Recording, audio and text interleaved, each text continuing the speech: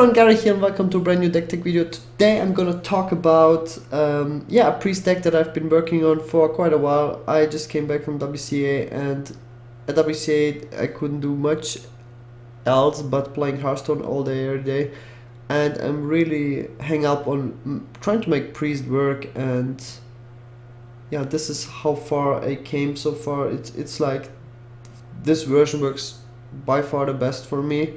So without further ado, let's just jump right into the deck list.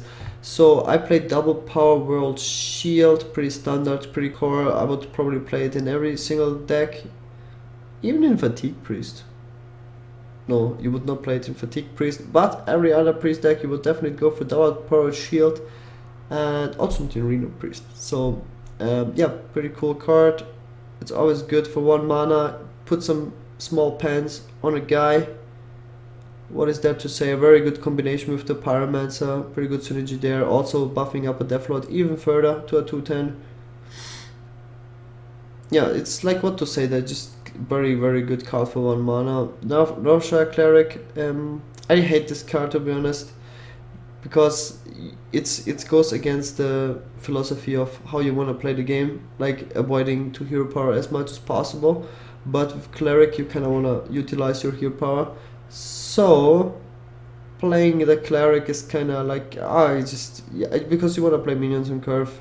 But this card is just way too powerful, way too strong. Draw synergy, also with the priest hero power, just too powerful. For a 1-drop you get 1 free stat, so you kind of must play this card. Also with the Valence Chosen, double Shadowed Pain. Okay, this is like the first card that is worth talking about. I played double Pain. I think right now Pain is really good. It's good against Secret Paladin. It basically kills half the minions that Secret Paladin plays. It deals with very annoying cards that Priest already struggles in the early game, like Knife Juggler for example. It deals with a buffed Secret Keeper. Even if a Secret Keeper is double buffed, you still are able to kill it. It deals with Water Teacher from Rogue, which Rogue plays again nowadays with the new versions. You went back away from Shadows and play now double Water Teacher and double Pillager. So Shadow Pain is good against that as well. You kill Belcher. Belcher is almost in every single deck. You deal with Acolytes, you don't wanna give your opponents too many draws. And against Freeze Mage as well, it kills Doomsayer, so that is absolutely insane. Gives you that, that improves even that matchup. So, and not just that, I play double Shrinkmeister, so you can even kill cards like Twilight Drakes and just like anything that has 5 attack with this combo, which is insane. You can Shrinkmeister, Shadowed Pain, and Ancient of War.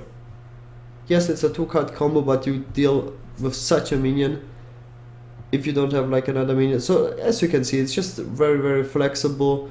You can kill with a lot of minions that are usually very difficult to deal with. You can kill an Imp Gang Boss, and it is usually very mana efficient as well, so you gain mana value killing cards like that. So pretty awesome card. That's why I play double. It's like the best anti-aggro card I can think of. It's better than Zombie Chow. As you can see, I don't run Zombie Chows because in late game it's pretty bad. And this card is even in mid game stages pretty damn good. So Museum Curator, the new 2-drop that was released with League of Explorers. First I was a little bit skeptical because of the stats. The stats are god awful and people are playing stronger curves. With Secret Paladin, with Druids and stuff like that. Playing a 1-2, I was like, yeah, it's just too weak. But the thing is that this card is very flexible. You can always choose what you get, and oftentimes you just hero power as a priest on turn 2. So this card you can always keep in any matchup, and then depending on what your opponent plays, you can choose. And discovering a Death Rider minion is really good because almost every Death Rider minion in the game is really good. So if you play, and also if you go to late game, if you draw this card late game, you just pick out the biggest minion. If you have this early game and you have no follow-up play, you choose a very cheap minion. So it's better than card draw. It's very situational. It's a very good card overall, and it is also a turn 2 play for a setup for Valence Chosen. So that is also, I would consider this card to be core, and it's very strong. Double Shrinkmeister. Yep, usually 1 Shrinkmeister is played. I decided to go for 2, and I really like it just because of the flexibility. I'm trying to focus on the strong part or strong assets of Priest, and one of them is the Shrinkmeister Cabal combo. And Shrinkmeister is on paper a very good 2-drop. You just have to make him work and utilize its power. Reducing an enemy's attack for 2 as a 2-drop is really good. But playing him on curve is usually not so good. But then again, in some matchups you can still do it. Play it like a Pyromancer on 2, let's say against a Druid, to contest an Aspirant, just to get something on board. Usually you have like a lot of combo cards for late game anyway, so you can afford to just play it as a 2-drop to have something on board. So it's a very strong card. As you can see, as I mentioned earlier, the synergy with Shadowbolt Pain is insane. Super late game, the synergy with Cabal Shadow Priest also insane. So because you play 2, it's more consistent. Because you play 2, you can also slam it down as a 2-drop. If you play 1, you don't have the synergy with Pain in late game, and you don't have the consistent draws with Cabal, because if you would play 1 and draw him early game, you probably have to play him. So then this combo is dead. So playing 2 makes it really consistent. Pyromancer. Pyromancer is supposed to be an anti-aggro card. It has synergy with Cleric because you damage your own minions sometimes when your opponent tries to avoid it, and then you can utilize the heal and draw cards. It is a very good anti-aggro card. It is bot clear, and bot clear you want to have. It is a very fast bot clear, which you also want to have. And it is a constant threat. Your opponent has to deal with it because he knows if you let it live, you can do scary stuff with it. So instead of running Zombie Chows, running Pyromancer seems to make more sense. Also with the amount of spells. And oftentimes, Priest has very big problems dealing 1 damage. But with Pyromancer, that problems is fixed, and you don't want to just Holy Nova everything or Light Bomb. If your opponent has a 5/1 minion, then it's very, like, for a Priest, like most people don't play around 1 damage against Priest because they know Priest can't deal with it. But when you have Pyromancer, if your opponent has like a freaking Implosion or something, you don't want to Holy Nova that. Pyromancer is enough. So also like a Master for Battle, you don't always just want to Holy Nova everything. Also, if your opponent has like a lower tap, deals into trades into something, then he has a 5/1 on board. You don't want to def it or play a minion into it. So Pyromancer is very flexible, situational, but very strong on the same hand. Also, as I mentioned, the synergy with the Cleric to draw cards, and also with the Valence Chosen, it's a pretty good card to have.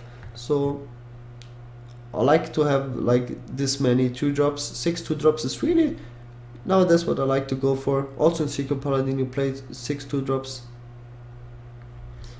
And I don't want to go for the Zombie Chows because, yeah, they're not that flexible. They're just good to have turn 1, but if you go first, even if you go second, they're not too good. And you heal your opponent so your opponent can play very slow. You cannot apply too much pressure because you can just kill the Zombie Chows and buy himself some more time. But those cards are also very good in late game. So 1 Shadow of Death, I decided to just play 1 because I play already 2 Pains. You don't want to play 2 Pains, 2 Deaths. Drawing them feels really awkward and bad. But it's fine to have just 1 death because you have the double and tomb now. It is basically played in the same turns as death. Like deathing, you only death minions that have 5 attack and more. And usually people only play minions with 5 attack more past turn 5. So it's like yeah, the same turns. You use and tomb the same minions as death, so you don't need too much removal. You also have like a light bump, and I think 1 death is fine. It's like a BGH, you can imagine now. So yeah, pretty self-explanatory. Running too many of those is bad. You have enough removal. 1 Fort Steel, yeah, I had like a slot, and it really feels like against control. Like as you can see, this is like a very control deck, but it's very anti-aggro. It because the curve ends at 6, and Thought Steal is like another card that helps so much in control matchups. I don't even need it, I would beat control matchups anyways, but it has the synergy with the Pyromancer, it is a spell, and oftentimes you just... it is like card draw. Card draw is very nice to have, and I don't want to run Acolyte, and you draw the cards from your opponent's deck, and usually those cards are good, because your opponent wouldn't run bad cards. Yeah, occasionally it's bad if you play against Rogue and you get Deadly Poison, or against Warrior and you get Shield Slam, but besides that, it's usually very, very, very good. Valiant's Chosen, it's a powerful card. This card is just broken, because even without the spell power, this card would be really good, but it has also the spell power. I would run this card twice if I wouldn't buff spell power +1, but it gives the spell power. That's also a reason why I would run double Holy Nova now. Yeah, double Cultist, best free drop in the game, and you wanna utilize its strength, which means you wanna play minions that will probably survive, so you can get the +3 health buff. So I decided to play one Deathlord and Senjin.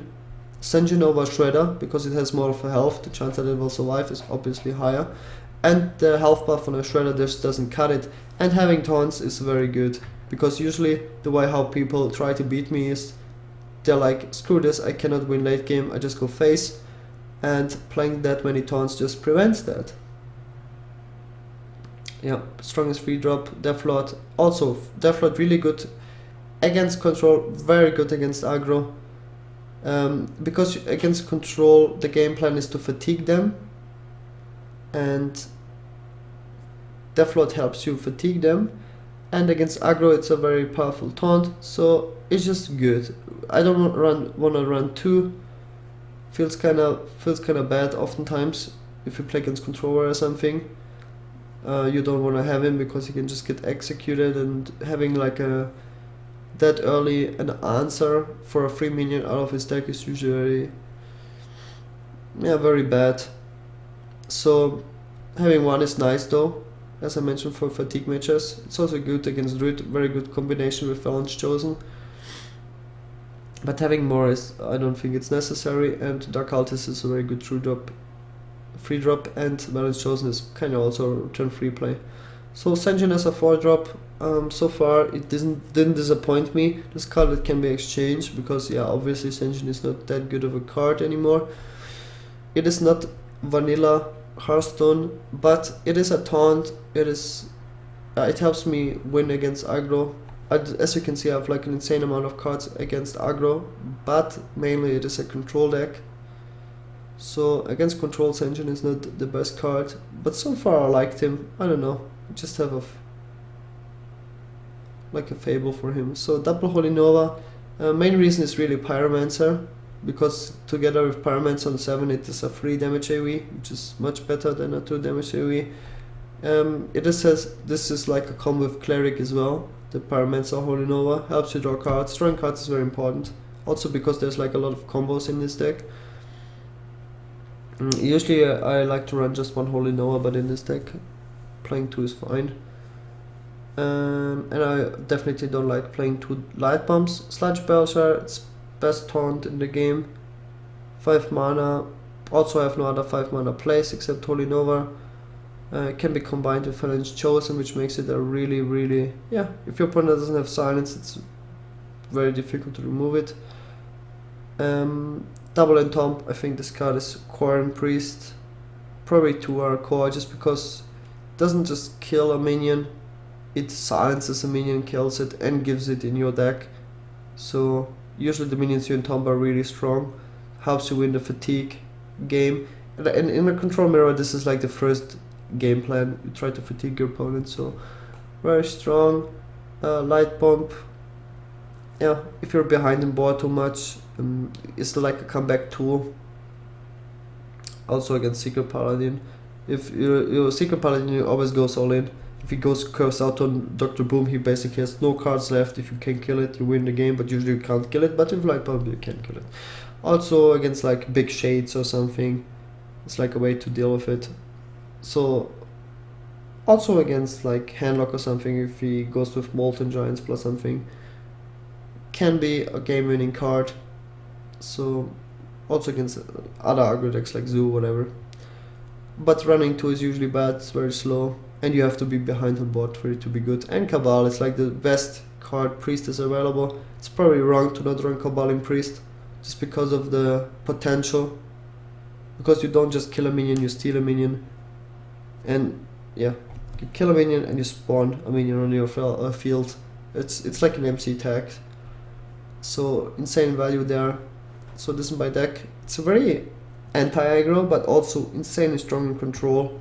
I haven't lost to in a priest mirror, but also this is, as you can see, very, very anti-aggro. Hope you guys like it, and I'm also gonna show you some games on Asian server. And just recently climbed to Legend there. I hope you guys like it, and see you in the games.